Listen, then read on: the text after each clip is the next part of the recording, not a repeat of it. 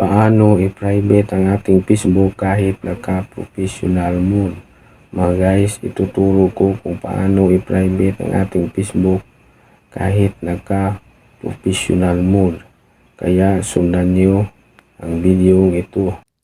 Yan mga guys, dito na tayo sa aking Facebook account. Paano i-private ang ating Facebook kahit naka-professional mode? Unang-una mga guys, dapat naka-updated ang inyong Facebook. Magsimula na tayo mga guys. Pindutin ang tatlong guhit sa ibabaw.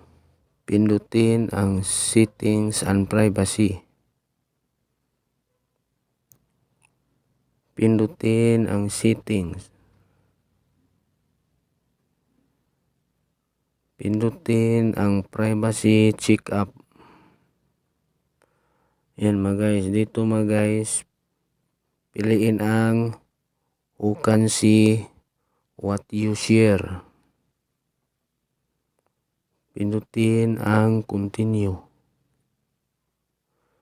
Yan mga guys, dito mga guys sa profile information mga guys, dapat naka only me ito lahat mga guys, kasi gusto nyong i-private ang inyong Facebook. Or depende sa inyo mga guys, kung mayroon kayong hindi private, ilagay nyo lang sa friends mga guys dito. Yan. Next na tayo mga guys. Dito na tayo mga guys. Dapat mga guys, naka-friends ito lahat mga guys.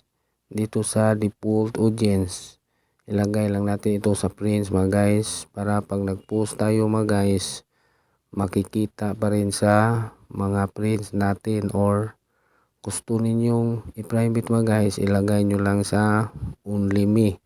Dito naman sa stories mga guys, ilagay lang natin sa friends mga guys, para pag nag-post tayo ng stories mga guys, makikita pa rin sa mga friends natin mga guys. So next na tayo mga guys.